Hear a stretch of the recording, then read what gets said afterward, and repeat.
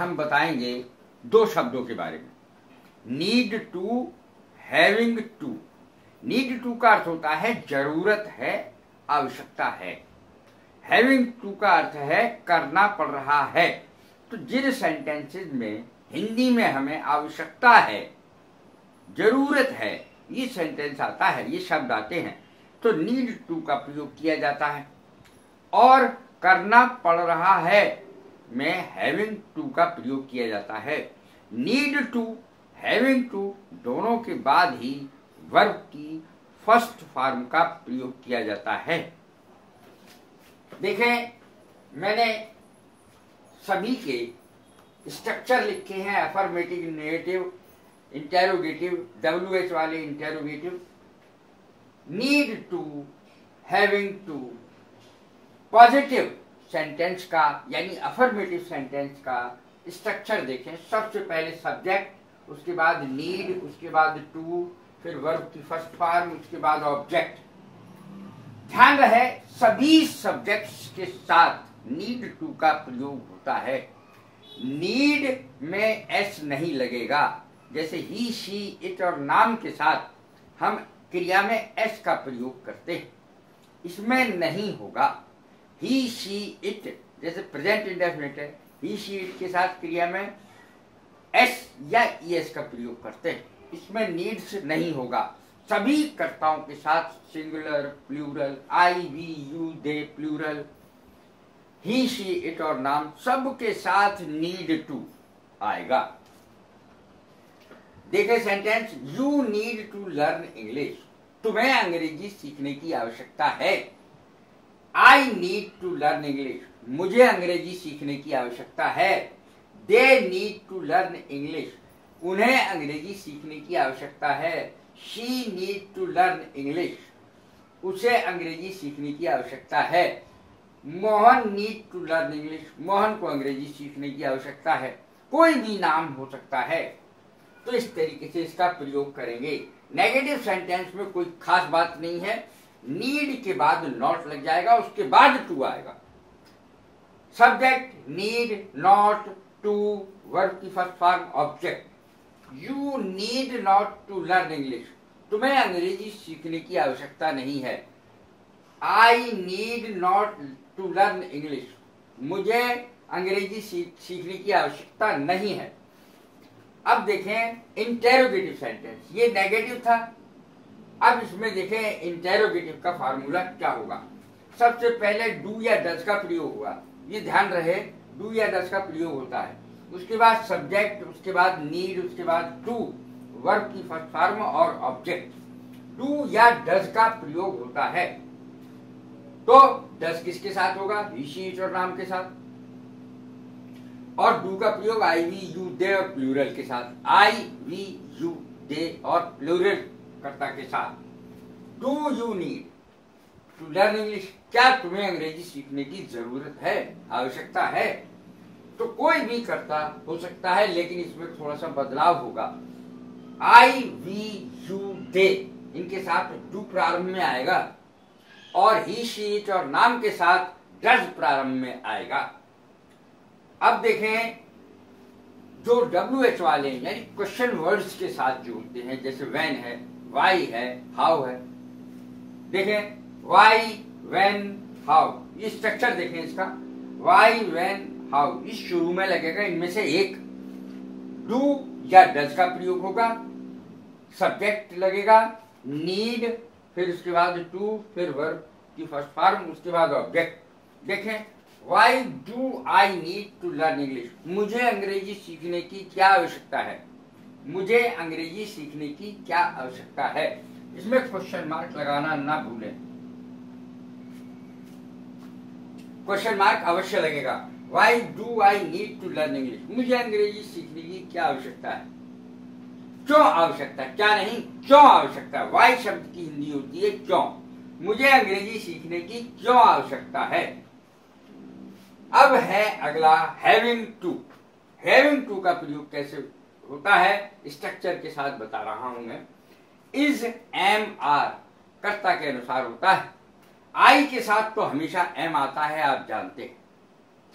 Is singular कर्ताओं के साथ आएगा, एक वचन कर्ता के साथ इज आएगा, बहुवचन कर्ता के साथ यानी प्लूरल नंबर के साथ आर आएगा, ARE। उसके बाद हैविंग टू आएगा, उसके बाद वर्ब की फर्स्ट फॉर्म, फिर ऑब्जेक्ट। ये पॉजिटिव का स्ट्रक्चर है, अफर्मेटिव का, करना पड़ रहा है, इसका अर्थ बैठता है। I am having to read the book, मुझे किताब पढ़नी पड़ रही है। I am having to read the book, मुझे किताब पढ़नी पड़ रही है। बुक ऑब्जेक्ट है, ध्यान रहे। आई एम हैविंग, मुझे किताब पढ़नी पड़ रही है। I am having to read, मजबूरी है, उसमें आवश्यकता है, इसमें मजबूरी करनी पड़ रही है। मजबूरी जरूर देख लें, करनी पड़ रही है। I am having to read the book, you are having to read the book, they are having to read the book, she is having to read the book, he is having to read the book. इस तरीके से ये sentence बनेंगे। ये जो is am are का प्रयोग होगा कर्ता के अनुसार होगा। इसके बाद है नेगेटिव सेंटेंस कैसे बनेंगे। सबसे पहले सब्जेक्ट आएगा, उसके बाद इज एम आर कर्ता के अनुसार, फिर नॉट हैविंग टू, और उसके बाद वर्ब की फर्स्ट फॉर्म और ऑब्जेक्ट। इस तरीके से ये नेगेटिव सेंटेंस इसके बनेंगे। नेगेटिव का मतलब होता है नकारात्मक, इसमें नॉट का प्रयोग होता है। I am not having to read the book, I am not having to read the book, subject पहले आएगा, इज एम आर कर्ता के अनुसार। जैसा कि मैं बता चुका हूं, मुझे पुस्तक पढ़नी पड़ रही है, मुझे पुस्तक पढ़नी नहीं पड़ रही है, नेगेटिव, मुझे पुस्तक पढ़नी नहीं पड़ रही है। I am not having to read the book. इस तरीके से सेंटेंस बनेंगे। Subject is am are, not having to, verb की फर्स्ट फॉर्म, ऑब्जेक्ट। ऑब्जेक्ट क्या है यहाँ, book. I am not having, ये मैं बता चुका हूं। अब इंटेरोगेटिव को देखें। इज एम आर, क्या वाले इंटेरोगेटिव। इज एम आर का प्रयोग शुरू में होगा कर्ता के अनुसार, उसके बाद सब्जेक्ट आएगा, जो भी होगा, I we you they he she it, नाम कुछ भी होगा। उसके बाद हैविंग टू, उसके बाद वर्ब की फर्स्ट फॉर्म, फिर ऑब्जेक्ट आएगा। ये कौन से सेंटेंस है, इंटेरोगेटिव, क्या वाले, अर्थात शुरू में जिनके सहायक क्रिया आती है उनमें क्या लग जाता है, व्हाट लगाने की जरूरत नहीं पड़ती। जब हम शुरू में ही सहायक क्रिया लाते हैं तो क्या शब्द भी शुरू में आता है, बीच में नहीं। बीच में अगर क्या शब्द आएगा तो उसकी अंग्रेजी बनेगी what. Am I having to read the book, क्या मुझे पुस्तक पढ़नी पड़ रही है। Am I having to read the book, कोई कर्ता हो सकता है, ही शी इट, नाम कुछ भी, I we you they he she it, नाम कोई भी हो सकता है। Am I having to read the book, लेकिन इतना ध्यान रहे, इज एम आर कर्ता के अनुसार ही लगेगा। हैविंग तो सभी में लगेगा, लेकिन इज एम आर हमेशा कर्ता के अनुसार लगेगा। अब वाई वाले, हाउ वाले, व्हेन वाले। व्हेन माने होता है कब या जब, वाई माने क्यों, हाउ माने कैसे। अब देखें इसका स्ट्रक्चर क्या होगा। सबसे पहले वाई, व्हेन, हाउ, इनमें से कोई, उसके बाद सहायक क्रिया इज एम आर में से कर्ता के अनुसार कोई, उसके बाद सब्जेक्ट, हैविंग टू, वर्ब की फर्स्ट फॉर्म और object. Why am I having to read the book, मुझे पुस्तक क्यों पढ़नी पड़ रही है। Why am I having to read the book, मुझे पुस्तक क्यों पढ़नी पड़ रही है। अब इसमें एक बात देखें, कर्ता कोई भी हो सकता है। जैसे मान लिया अगर यहाँ आई की जगह यू हो तो क्या होगा, आर हो जाएगा, एम हट जाएगा। Why are you having to read the book, why are you having to read the book, इस तरीके से आएगा। अगर मान लिया यहाँ पर आई की जगह ही है तो क्या होगा, एम की जगह ये इज हो जाएगा। एक वचन कर्ता के साथ इज, बहुवचनकर्ता के साथ आर और आई के साथ तो पक्का एम आता ही है। इस तरीके से ये सेंटेंस बनेंगे नीड टू वाले और हैविंग टू वाले।